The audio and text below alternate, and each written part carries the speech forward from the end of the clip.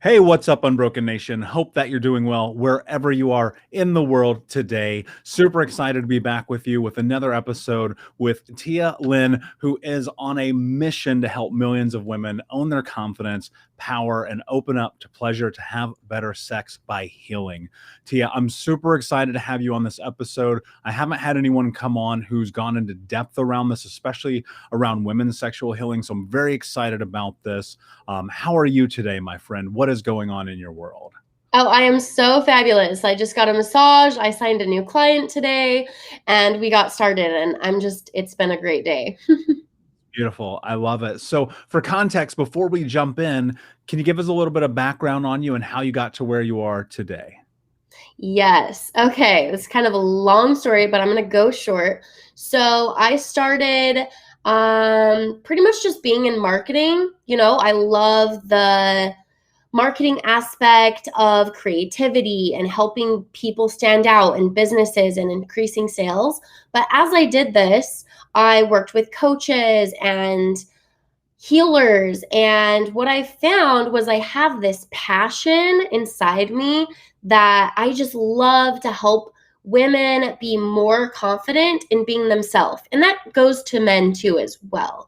Like being yourself is pretty much the secret ingredients to being happier and attracting the right people to you. So I just love helping people get out of all these rules that society, religion, family has put on them and to be more themselves and be more confident. And this helps in all areas, business, life, relationships. And through growing two businesses, I found my passion, and that's just what I love to do, along with marketing and my clothing line. So it kind of all is centered around confidence, though. Yeah, and I think that, for anyone going through this kind of journey, confidence can be one of these words that we hear in passing, and you're like, I don't really know what that is, right? Yeah. And I say this all the time. When I was 26, 27 years old, I looked at my life. I was like, I have zero confidence. I have no self-esteem. I have no idea who I am. So how did you really kind of step into this journey? Because I have this odd suspicion that you probably had to learn how to do this for yourself. Oh, yeah. Okay. So, journey of entrepreneurship, is that what you're asking? Into self-confidence. Okay. So, I would say being a child and growing up, I actually am very lucky. My mom really pushed me to be myself. So I am thankful about that. This is something that I was able to do.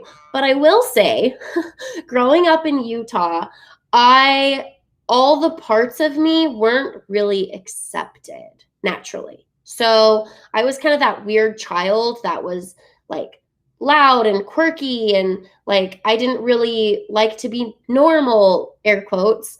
And things that were weird were like I wore lime green sparkly pants in like a sixth grader. I was weird and I didn't really care to be popular with the popular crowd. I was goofy. I was like nerdy. I said weird things and just was silly, where like the popular people were too cool for that. So I just was myself and my mom helped me with that. So I'm thankful that my mom was like there for me and encouraged that. But I know so many people didn't have that. So as I met other people, friends, entrepreneurs, they had the opposite mindset. They were like, oh, I can't do that, or that's not okay, or a lot of shame around who they really were, and that affected them in their business, their life, and their relationships, and especially in the bedroom. And that was like my passion, just naturally. And so my first business was clothing line, like festival clothing. And the thing is, all the reviews were like, oh my gosh, you made me feel so confident. And it was this standout, sexy festival clothing that was bringing things that they loved to life.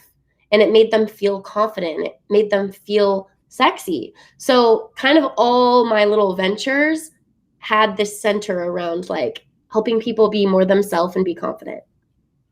I love that. And I think it's such an important thing that people learn what that means for them. I will say this, if I go and I rewind myself a decade ago, starting this journey, trying to figure out confidence, I wouldn't have been able to define it. For someone who's listening, who maybe they hear this word, they're like, I just don't really understand what that means. What does confidence like actually mean? Like, how, if you were to define it, what is confidence? I would say feeling secure in yourself. So whether that's you being more quiet and that's who you are, or extroverted and that's who you are, or going to a club like me and wanting to dance and be myself. So I would say confidence is secure in being yourself. And it could often look like shoulders back, presentation, how you communicate, your demeanor, your energy, how people perceive you as confident and usually being secure in yourself. I really like that. And I think that part of it is people have to understand that you have to actually build confidence. You have to build Yes. self. But a huge part of what we face with the guilt and shame, not only necessary for many people who come from traumatic backgrounds, but just from society, is navigating that it's okay to be yourself. So Mhm. when people hear things like confidence, like self-esteem, like things of this nature, but they're faced with never being able to really tap into who they are, how do you help someone in a practical way build confidence when they've never done anything in their life that would help them understand what that means? Ooh, okay. So since I'm a coach, I'm going to give you some homework. Okay. So what I have my clients do is, what are some things that you love or that you're really good at? And it's so hard for people who maybe don't have that confidence to brag or to pull it out, or maybe they don't think it's good enough, but it is. Okay. So just try.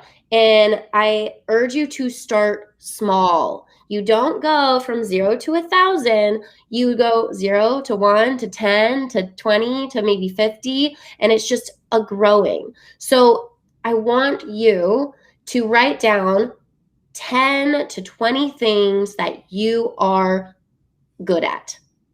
And it could be as small as, you're good at social media, you're good at talking to people, you're good at being an amazing mom. Okay. So start small and go from there. And nothing's too small. Maybe you're really good at organizing, which, you know what, I suck at. So it's just these things that we think are small but are big for other people. So start with that. And then one other piece of homework, you can write this down if you need to, is start showing more of your personality or you in your day-to-day life, whether that's an email, whether that's a call, whether that's going out and you don't know anybody and doing what you would do if you were comfortable, or doing what you would do if you were more you.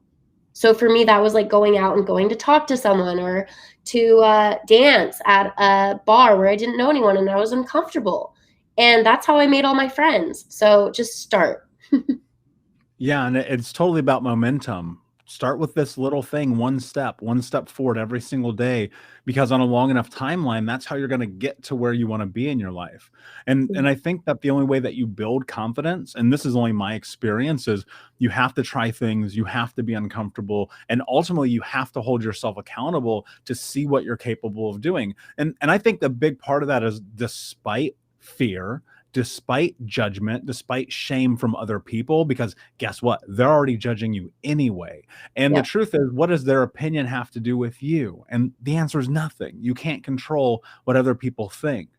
One of the things I think people get held up on in this process, though, is as they step into trying to be themselves, it kind of changes their equilibrium. It's new, it's different, it's unknown, it's uncomfortable in a way that they're inexperienced with. And then the first time, because it will happen, I guarantee you, when you change, people around you will notice. Some people will judge you for it. It is the nature of, I think, the human experience.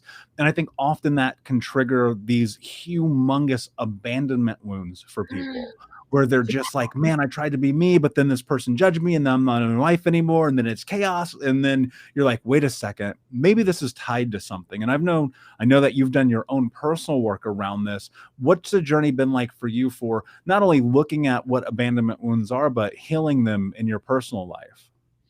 Oh, okay.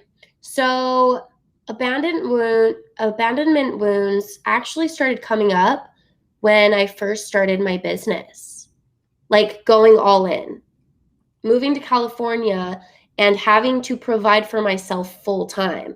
I was one of those people that went like all in, like burned the boats, and I didn't have a backup plan. Well, my backup plan was okay, like I have to go get a job then, but I burned the boats.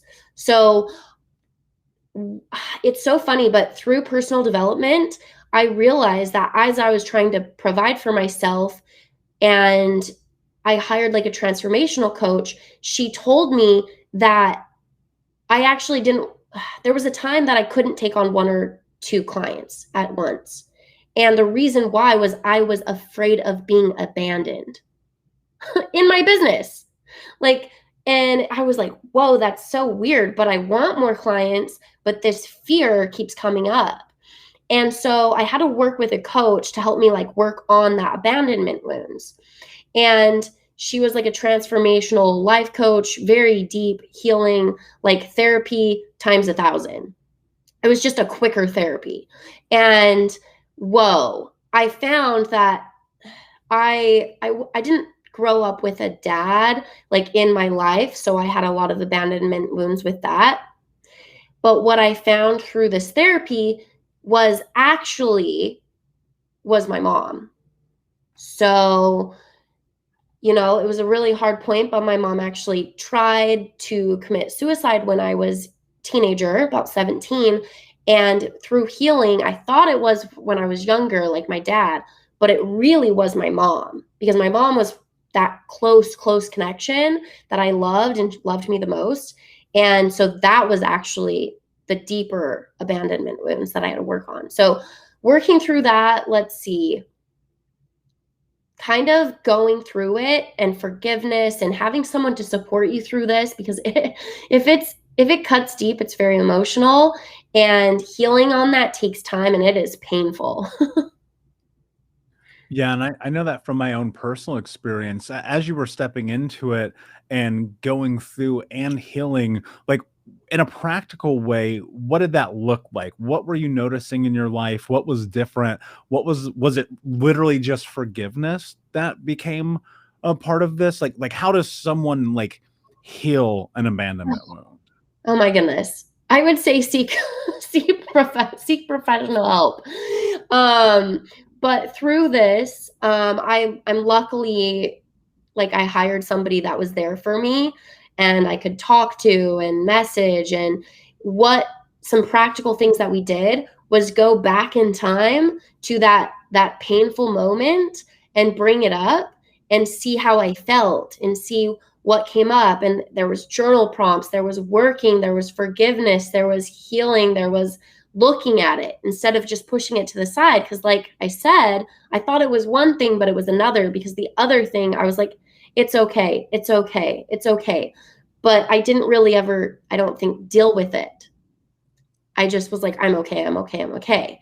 And another thing was, through this journey with this coach, was she helped me like deal with smaller issues, like at the time, my relationship kind of leaving, or me trying to leave, or not communicating my feelings, or not sharing issues, or like even texting and communication was huge.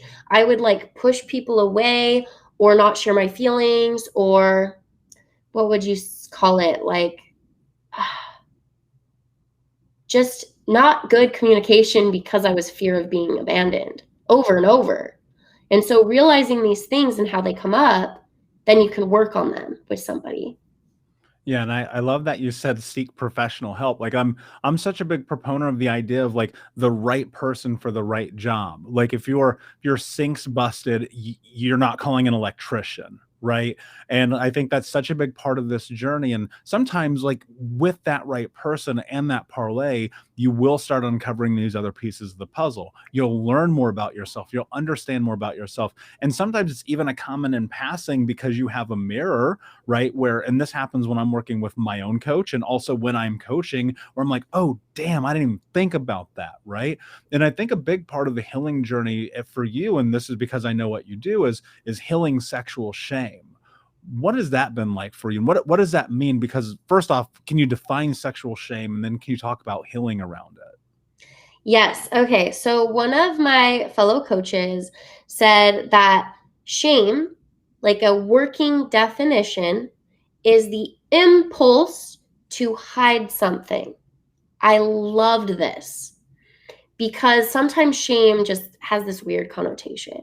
So the impulse to hide something. So you could have shame around partners. You could have shame around sexual trauma. You could have shame around just sex itself, from religion, family, from society, because society kind of makes it, or even just being a woman and liking sex. So because we're like not supposed to, or what I was raised was, you're supposed to like keep it hidden and all these things. So me growing up in Utah, that was very prevalent. It was like, I don't know, women didn't really talk about sex. We didn't talk about pleasure. Nobody talked about masturbation. A lot of women that when I was growing up, like nobody talked about it. And that was like, why would I do that when I can have it? It was like a weird thing. Also like, save sex for marriage. That was also very prevalent in religion and society and where I grew up with. So I had a lot of shame because I didn't feel for me that made sense. So like, even though I grew up super Christian, I lost my virginity as an adult, I didn't think where I wanted to be that I wanted to save sex for marriage. Because me, even now, I'm 31 years old and I own 2 businesses. I still am not wanting to be like married right away. Like I'm not in a rush. So for me, that didn't really feel like, I knew I wanted to be this big person and I wanted to have businesses. So it didn't logically make sense to me. So I had shame around that. I had shame around sexual desires. I had shame around being open. I had shame around talking about sex, all of those things. Yeah, and I think that's part of the human experience. As the Unbroken Nation knows, and I've talked about this before, I grew up Mormon, and there was very much stigmas around that. And the more that I got into the healing journey, the more I kind of created a framework for acceptance around it. So as someone's in this journey, and many people, whether it comes from a puritanical religion or just trauma in the household or sexual abuse themselves, there is always that scope of, I think for most people, probably for the vast majority, especially in the Western states or the Western country in the United States, where sex is everywhere in front of you, everywhere you go at all times. And it's like, don't talk about it, but it's everywhere. So when you're in this and people are like, man, I do feel shame about sex. I feel guilt about it. I feel whatever is about that. Like, how do you help people start to become not only comfortable with their sexuality, but maybe accept it or explore it or step into it in a way that is profound and impactful in their lives? Because it is part of the human experience. And I think all too often we're missing out on it. Ooh, I love this. Okay. So this is why I got into this business that I started following my purpose and passion is shame is all around us and it kept you safe as a child. It did. Like not pursuing things, or your family was trying to keep you safe. Your family was trying to be like not getting you hurt, okay? But the way it's done sometimes goes into adulthood, and it's not our shame. So okay, so number one, shame is usually, is it yours or is it what you've learned? Is it society? Is your family? Is it your friends? Is it what you perceive? Okay, so a lot of the time shame isn't even yours. So some ways to heal from it is realize that, for one, is oh, this actually isn't mine. I didn't believe this from my own opinions and my own research. I got this from other people and other people's beliefs, and I took that on. Okay. So I like to give this visual as you have a backpack on your shoulders. And when people shame you, you start putting all these blocks on your shoulders, these bricks, and it starts holding you down because you are scared to be yourself. You're scared to be uninhibited. You're scared. And so all these masks you start to take on. And this literally comes out in everything: life, business, relationships, sex. So as you start communicating about these, you realize that you are not alone. You are not weird or shameful for having these different desires that may not be talked about all the time. You are normal. Unless you're, the only thing I like to say is, unless you're hurting somebody, hurting yourself or hurting others without consent. Okay. So I like to say that. But yeah, you are actually normal. Like, sex is weird. Sex is different. Sex isn't like normal, quote unquote. Like, everything, like, there's so many different things to explore, and communication, sharing, and talking about this is super important. So that's what I would say to start small, is start talking about it. For people who are terrified to talk about it, how do you start small in that? I would say find somebody that doesn't shame you. So you can come talk to me. Or start opening your eyes to new things. So, like, listen to my podcast. I talk about shame, sex, relationships, all these weird taboo things. Or find other podcasts or other YouTube videos and start opening your eyes and listening, and you'll start seeing that you aren't that weird. And I think that's a big part. So starting small is just open your ears and your eyes to new things. Yeah, that's really interesting. I think you might be onto something there, because I constantly tell my clients, in whatever context of conversation that we're having, is, if I can plant a seed in your mind about something that you either A, need to reframe, or B, understand, then in a long enough timeline, I think that you'll be able to kind of bring that into your life, into your social structure, into the way that you move about the world. But it often seems to me, especially with sex, sexuality, things like even masturbation, like you mentioned, there is so much pressure around it, and so much about this idea of performing and pleasing other people. And I have this odd theory that it's really hard to be innately close to your sexuality if you don't even know who you are. So Yeah. as someone who's like exploring and trying to figure out who they are, and they're on this healing journey, and they've gone through trauma, they want to be a sexual human being, but there's so much like literal hurt around it. How do they start to navigate it to get into this place where they can be freely explorative? Yeah. So just like anything, we start to get ahead of ourselves, just like in sex. Like, literally, how you do one thing, you do all things. So just like sex, you think to the end, you think to the end goal, you think to the end goal. But if you do that, it prevents you from getting there. So what you do is you start. So the first thing is you decide. You decide there's going to be a change made.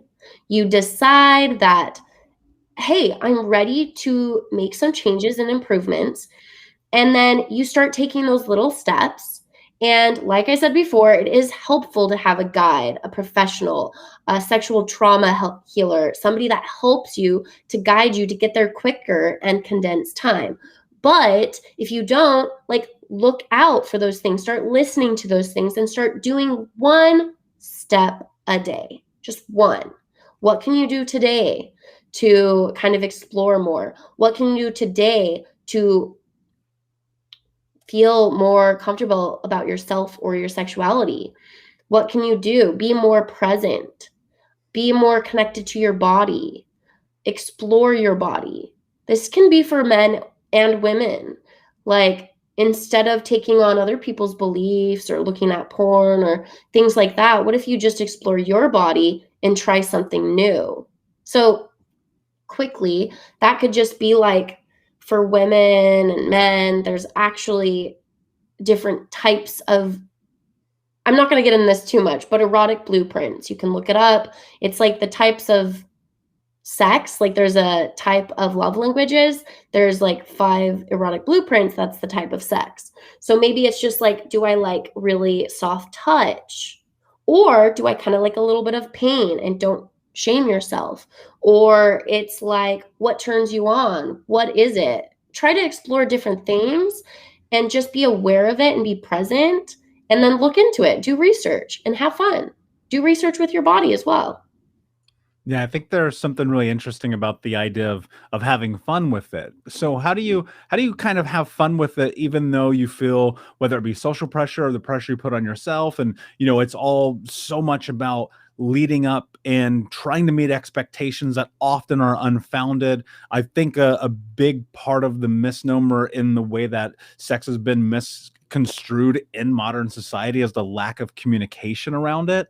So how important is it to get on you talked about clarity, you talked about being, looking at your life and what you want. How do you communicate your needs, not only with yourself, which I think is super important, but with the people that you're experiencing your sexuality with? Oh my goodness. I love this is all like similar. Like how you do one thing, you do all things. So start small. Like just like for me, when I was struggling with abandonment issues, I was scared to share my feelings, how I felt with men, how I felt with my feelings because I was scared of being rejected. So I started small. You can start small. Okay. So even just sharing, like, hey, that hurt my feelings when you said that to me. Or in kind of for sex, like, I really enjoy when you do this. This is a good thing to start with. This is very small and it may be uncomfortable. And you can say it after, let's say, after you're in the bedroom, you can talk outside the bedroom and talk about it. So with your partner in the bedroom, you enjoy something, like make more noise. That's communicating. Um, you could tell them, ooh, I really like that. Ooh, that feels so good. And then outside of the bedroom, you can ask. This is great for partners. And this is so underutilized. It's just being like, outside of the bedroom, be like, ooh, what did you like best? What would you like to do more of?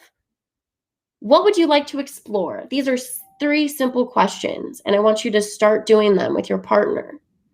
And that will just be a really great start. Yeah, and I think also in that is and you mentioned something, try to communicate with people who don't shame you or guilt you, but let's say that you're in a relationship or you're in a partnership where when you do express yourself, there is shame, there is a guilt coming from the other side when you try to communicate, when you Mm, try to be in connection, because I know that happens, and that was actually part of my experience too in my especially in relationships in the early 20s, and that went both ways, I'll be very clear about that. So how do you navigate that as a man or a woman in this situation? Okay, so oftentimes when other people shame you, it's not actually you, it's them. They're projecting onto you. So somebody that wasn't able to be free sexually will shame other women.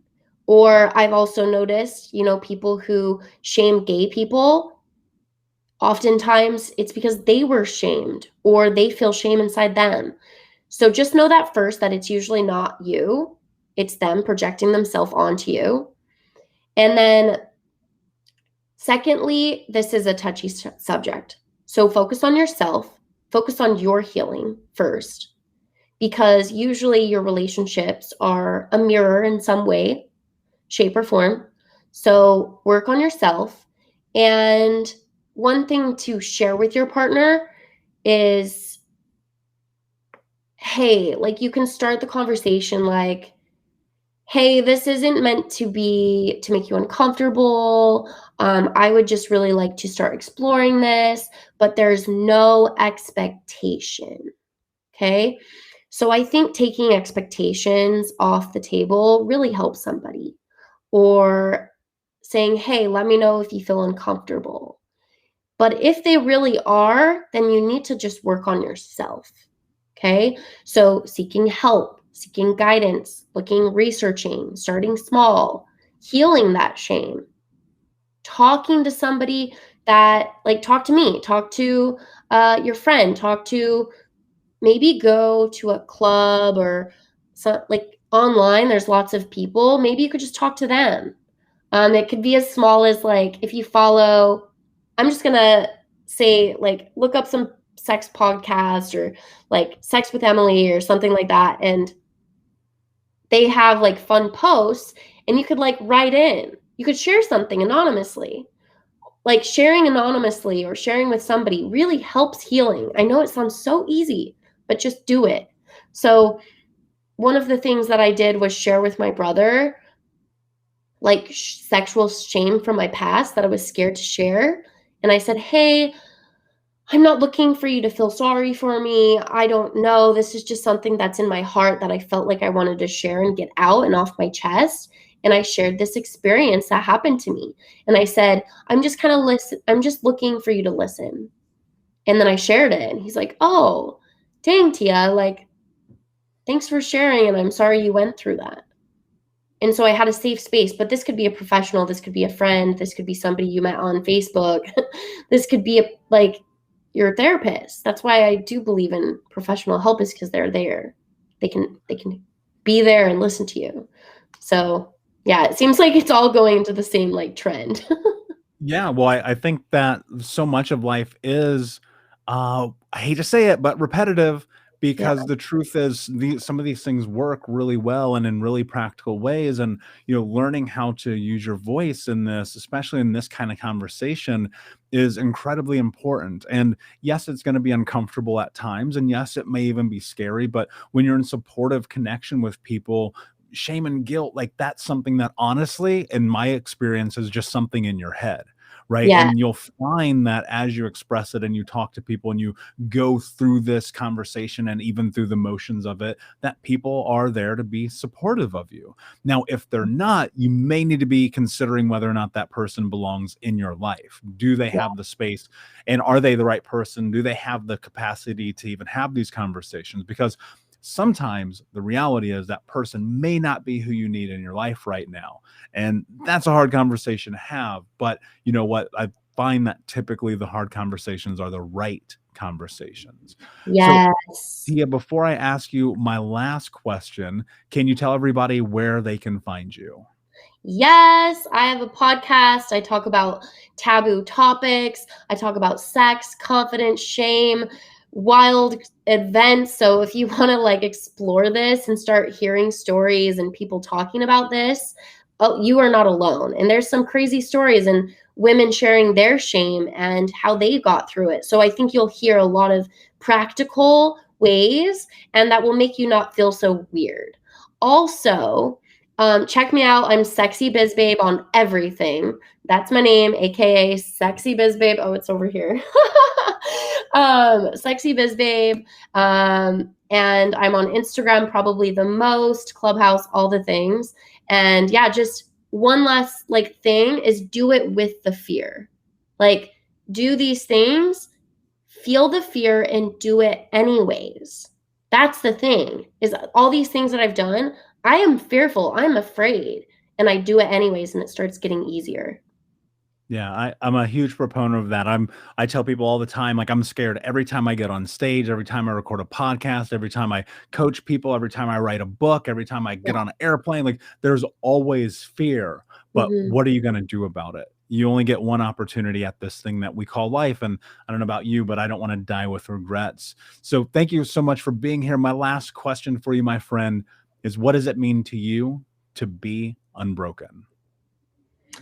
Ooh, is when you can learn from your trauma. You can learn from your mistakes. You can learn from whatever life throws at you. And instead, becoming broken and hurt and not moving on, you take it as a lesson and you learn from it. And if you keep getting thrown the same thing, that means you need to heal from it. And that will help you become unbroken. You'll notice as you go through really hard trials and tribulations that you get stronger and things get easier. So that is what I would say. Being unbroken is just moving on and learning and getting stronger with time and with trauma. So that's what I would say. I love it. powerful, my friend. Unbroken Nation, thank you so much for listening. And as usual, please like, subscribe, comment, share, tell a friend. And until next time, my friends, be unbroken. I'll see ya. Yeah.